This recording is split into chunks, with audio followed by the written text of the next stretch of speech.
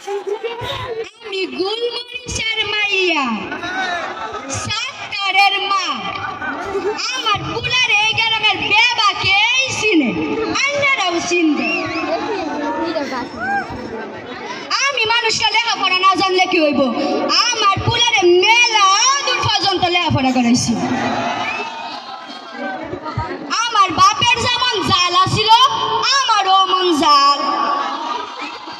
ভাবছিলাম পুলারে বিয়া দিয়া মেলা টিকা যৌতুক লমু ফ্রিজ টিভি হুন্ডাই বেশ কিন্তু আমার ভাগ্যটাই ভালো না পুলা যে হ্যাগো লগে চলে হ্যাগো যুক্তিতে আমার কিচ্ছু লইবার দিল না আমারে কইল মা গো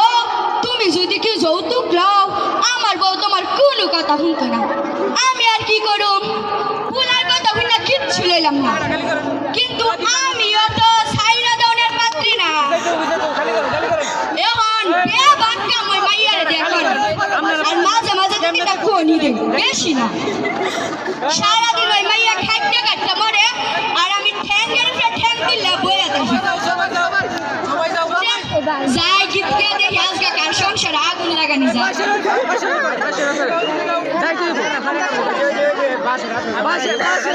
ওইটা কেডা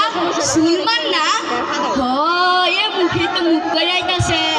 মনে হয় মনটা খারাপ যাই একটু দেখাই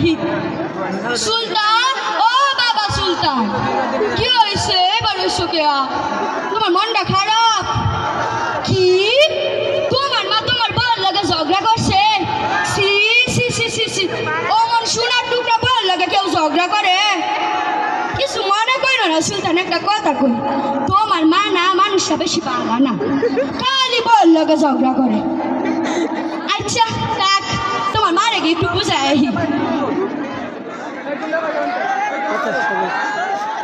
ওই তো সুলতানের মা দিঘির ফাড়ে বয়ে বয়ে কান্তাছে যাই গিয়ে একটু কাটা গায়ে নুনের চিরা দিয়ে আহি সুলতানের মা ও সুলতানের মা এন বয়ে বয়ে কান্দ কে বোন তোমার কি হয়েছে কি তোমার বউ তোমার লগে ঝগড়া করছে সি সি সি সি আজকালকার পুলাওরা এরকম বিয়ার আগে মানা পুলার লেগে কত কি করে আর বিয়ার পরে পুলারা খালি বউয়ের আসল দইরা দইরা ঘুরে পুনা তুমি না পুলারা লেগে কত কি করলা মা তো থইছ না পিঁপড়া খেলবো মাটির তো শুনুকুনে খেলবো ভুল ফেলছি তাকে সমস্যা নেই যাই আর এই পুলারা না তোমার লাগে এরমটা করলো এটা আমি কিছুতেই বুঝলাম না কালে কালে যার কত কি দেখুন কলিকাল কলিকাল যাই বাইর যাই না ওহন তো বাড়িতে গেলে চলতো না যাই সুলতানের বউয়ের বাড়াত যাই বৌমা বৌমা বাড়ি আসনি কি হয়েছে আমার উপরে কান্দ কে বুঝছি মা বুঝছি আমি তোমার সমস্যাটা বুঝছি তোমার হাওড়ি তোমার লেগে কার্য করছে না তোমার হাওড়ি মানুষটা তো বরাবরই খারাপ আমার সোনার টুকরা বল লোকে কেউ ঝগড়া করে শুনো বৌমা তোমার একটা বুদ্ধি দেই কিছু মনে করো না শুনো বৌমা তুমি না বাপের বাড়ি যাও গা দেখবা তোমার হাওড়ি এমন তার লাগান সুযোগ হয়ে গেছে গা আর নিজের কে তোমার ঘরে যার কত যুক্তি দিমু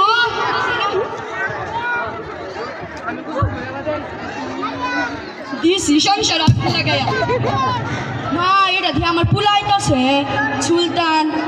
আল্লাহ আমারে সাত্তারে আমার পুলা সাত্তার আমারে কইছিল মা একটু তালিমে যাও আমি তো গেছি না যাই একটু তালিমতে ঘুরাই হিগা ওই পুলা ওই শুরু শুরু মাইয়া আর কি জানে আমার তো বেশি জানে না আমি আর কত বেশি জানি যাই ওয়ালাইকুম আসসালাম কি মা তোমরা বলে কি কইবা কও জানেন মাইয়ারা কত সুন্দর করে না বুঝাইলো খালাম্মা আপনি তো অনেক দেরি করে এসেছেন আলোচনা তো প্রায় শেষ পর্যায়ে সূরা হুমাজে আল্লাহ তাআলা বলেছেন ধ্বংস হয় প্রত্যেক ব্যক্তির জন্য যারা মানুষের সামনে তার ধিক্কার দেয় এবং পিছনে নিন্দা করে তাদের জন্য রয়েছে লেলিহান অগ্নিশিখা সেই আগুন এমনই উত্তপ্ত যা মানুষের হৃদয় অভ্যন্তরে পৌঁছে যায় এবং আল্লাহ তাআলা সূরা লাহাবে বলেছেন লাগানো ছাগানো ছুগলকারী যার স্বভাব তার জন্য রয়েছে খেজুরের আশি মাংসের তৈরি রশি।